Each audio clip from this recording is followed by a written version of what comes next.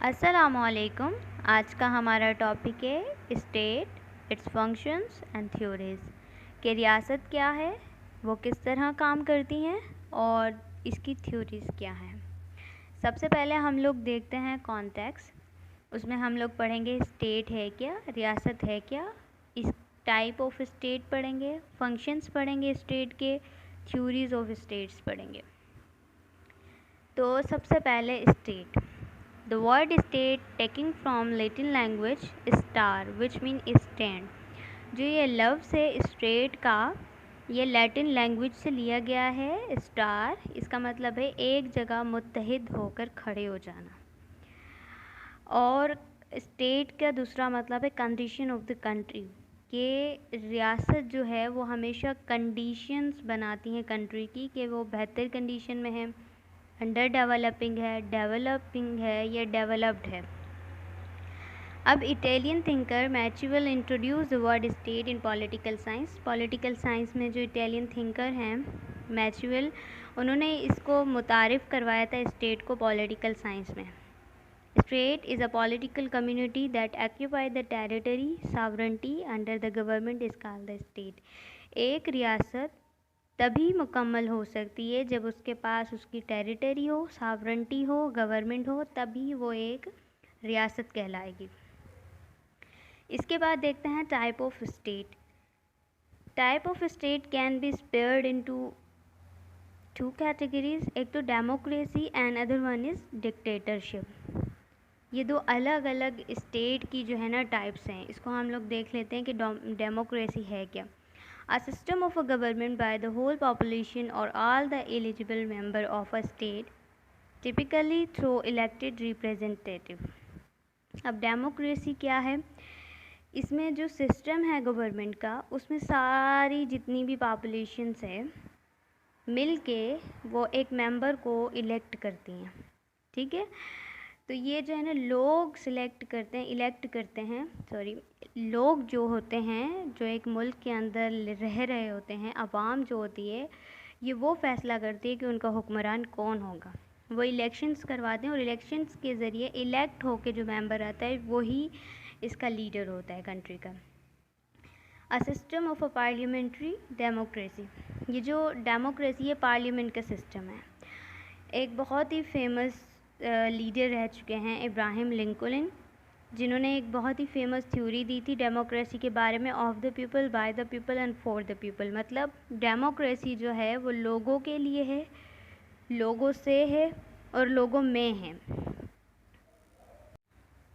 In simple word, democracy में जो leader आता है लीड करने के लिए कंट्री को, वो लोग जो हैं, अवाम जो है, उनको इलेक्शन के ज़रिए इलेक्ट करती है। डेमोक्रेसी में इलेक्शंस किए जाते हैं और लीडर सेलेक्ट होते हैं।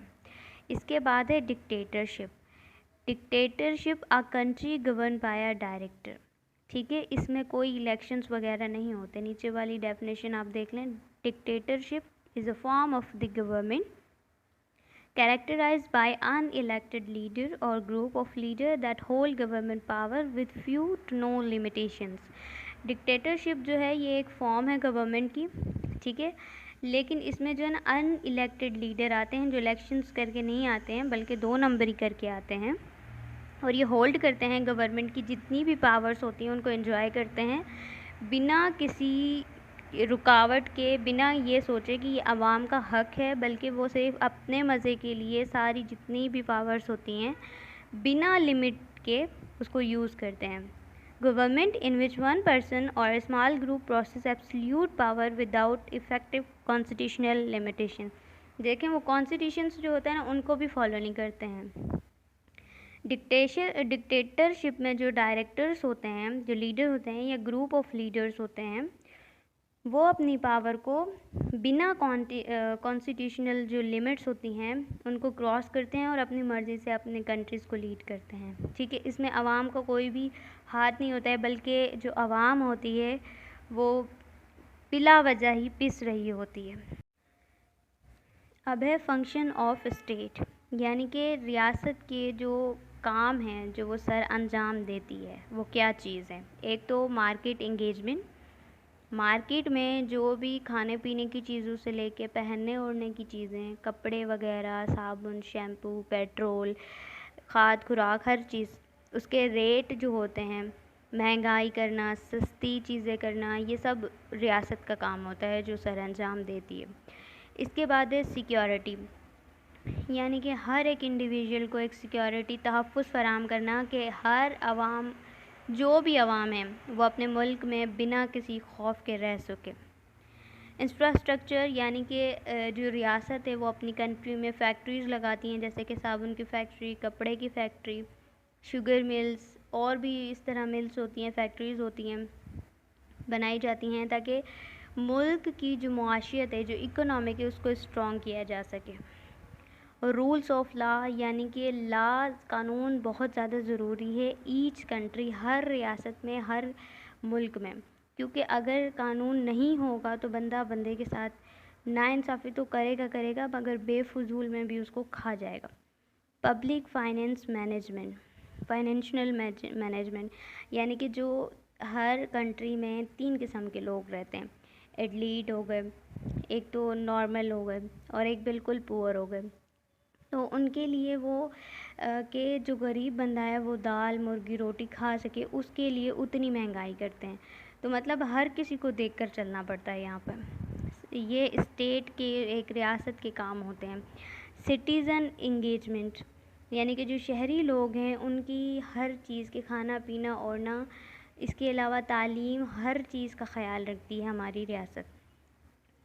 Guarantee of human right and protection of citizen, human right भी बहुत ज़्यादा ज़रूरी है, क्योंकि इंसानों का जो हक़ है उन्हें मिलना चाहिए, चाहे वो तालीम का हक़ हो, खाने पीने का, सोने का, रहने का, अपने खुद के डिसीजन लेने का, इलेक्शंस करवाने का, हर चीज़ का हक़ देना चाहिए।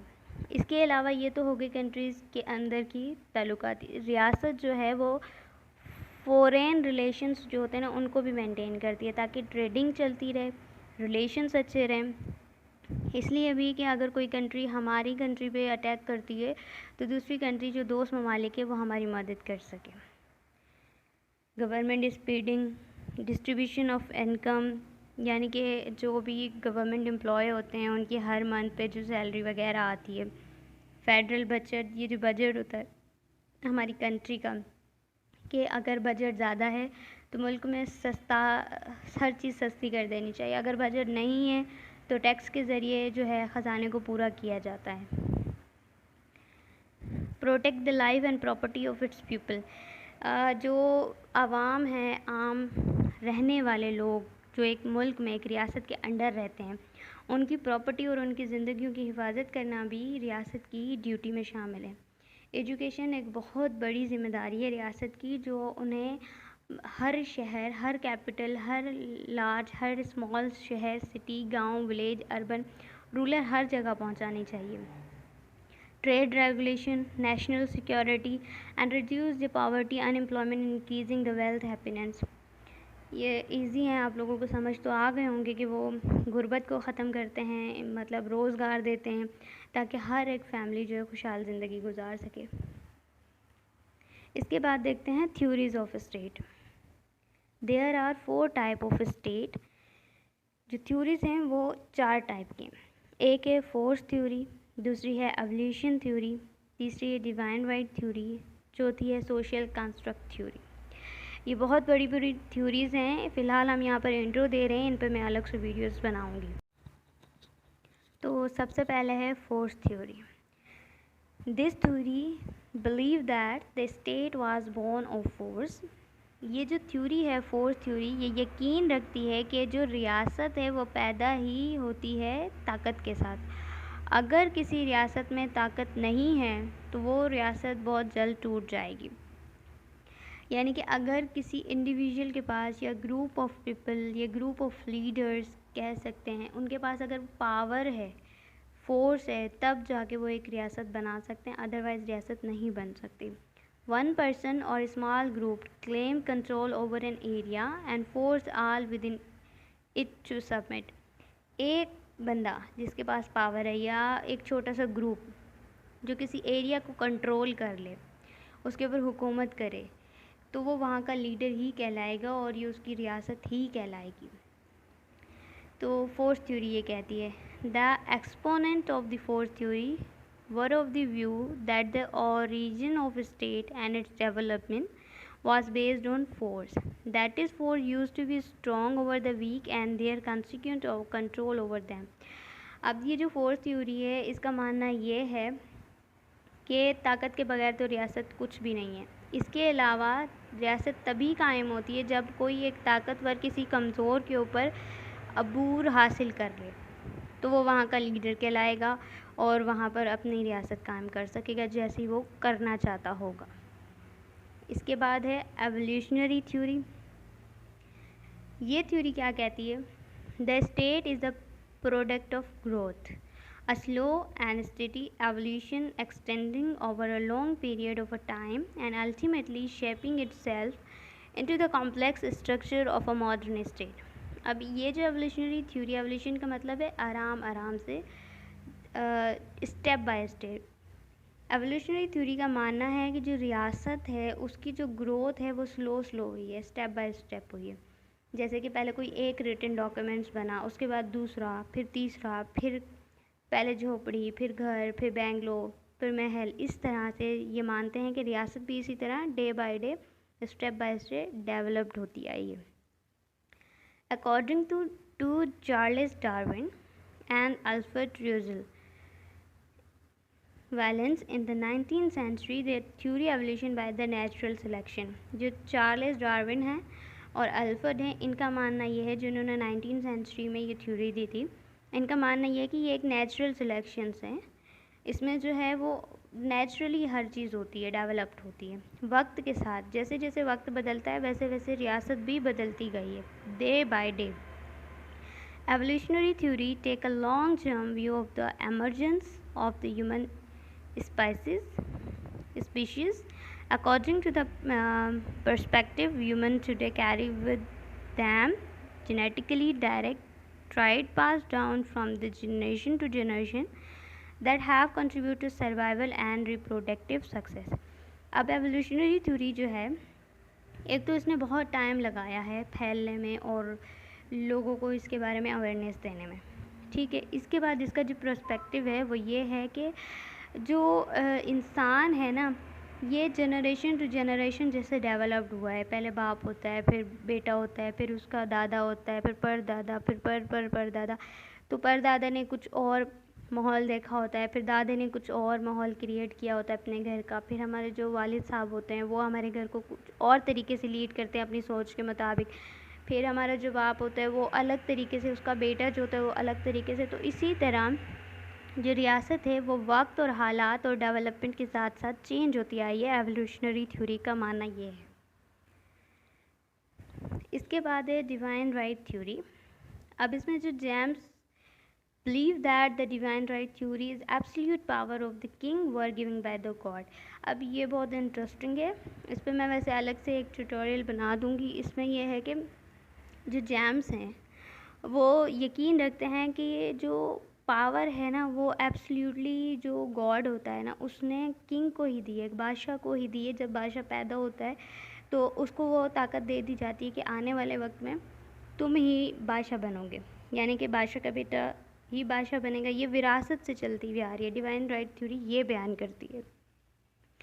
अब इसमें एक और चीज़ है कि God had created state and God gave birth the royal rule. अब इसमें डिवाइन राइट थ्योरी का मानना ये है कि जो गॉड है, जो खुदा है, उसने एक तो रियासत खुद बनाई है, दूसरा उसने जो रियासत चलाने वाले जो लोग हैं ना वो रॉयल रखे हैं, यानी कि लीड क्लास को रखा है। गरीब लोगों के हाथ में ये चीज़ नहीं दी है कि वो नहीं चला सकेंगे। इसलिए जो गॉड है उसने पैदा होते साथ ही रॉयल को ये रूल करने का हक दे दिया गया। State does not come into being by the people but it is the handiwork of the god on the earth. अब स्टेट जो है वो ये यकीन रखती है कि ये मतलब गॉड ने ही दिया है ज़मीन पे। स्टेट जो क्रिएट किए वो गॉड ने क्रिएट किए और उसको चलाने के लिए भी मतलब कुछ लोग जो हैं वो मातहत कर दिए गए, ठीक है। The state was created by the God and the king was representative of the agent of the god on earth. मतलब कि गॉड ने स्टेट को क्रिएट कर दिया ज़मीन पर और जो बादशाह हैं वो इसको बादशाह को एज एजेंट बना दिया कि भाई वो अब इस स्टेट को रिप्रेजेंट करेंगे ज़मीन पे। This theory has made the king above the law and no subject will have the right to questions his authority और हिज एक्शन। अब इसमें जो किंग है उसके पास जो कानून होता है और जो सब्जेक्ट होता है उसके थ्रू वो जो भी मतलब काम करेगा, चाहे अपनी जो बादशाहत है वो किसी भी तरह चलाएगा, ये उसके ऊपर डिपेंड करता है। यानी कि डिवाइन राइट थ्योरी का मानना ये है कि गॉड ने स्टेट बनाई और उसमें जो बादशाह थे उन लोगों के हाथ में ये चीज़ दे दी कि आप कंट्री को रूल्ड करो। अब आप किस तरह भी कंट्री को चलाते हैं मैं आपसे पूछने वाला नहीं हूँ, ठीक है। डिवाइन राइट थ्योरी का मानना ये है। इसके बाद है social construct theory. Social construct theory is an examination of the human condition absent of any political order from the state of nature by Thomas Hobbes. In this condition, individual action are bound only by their personal power and conscience. अब इसमें social construct theory जो है ये examine करती है कि इंसान बनी नू इंसान जो है उसकी कंडीशंस के ऊपर कि ये जो स्टेट है एक तो ये नेचुरल है। थॉमस हब्स कहते हैं कि जो कंडीशंस होती है कंट्री की वो इंसानों की वजह से ही होती है, इंसान ही चेंज करते रहते हैं सिचुएशन को, कंडीशंस को, रियासत को अपने माइंड से, अपनी पावर से, अपनी सोच से। Rationality, independence and self interest are the basic assumptions of the individual. मतलब जो एक आम बंदा है या एक आम आवाम है, उनमें जो लोग हैं वो क्या चीज़ें चाहते हैं, रैशनैलिटी चाहते हैं, इंडिपेंडेंस यानी कि आज़ादी चाहते हैं, और उनका खुद का जो ज़ाती इंटरेस्ट होता है वो इसमें शामिल होता है। The state come into being out of the construct that was made between the individual and society. इनका थॉमस हब्स का मानना ये है कि ये जो स्टेट है ना, इसमें हर एक इंडिविजुअल का ताल्लुक़ होता है सोसाइटी के साथ और सोसाइटी का ताल्लुक़ होता है स्टेट के साथ। ये सब चीज़ें एक दूसरे के बगैर इनकम्प्लीट हैं। ये सब चीज़ें कंप्लीट तब होती हैं जब ये एक चेन की तरह एक दूसरे के साथ जुड़े रहें।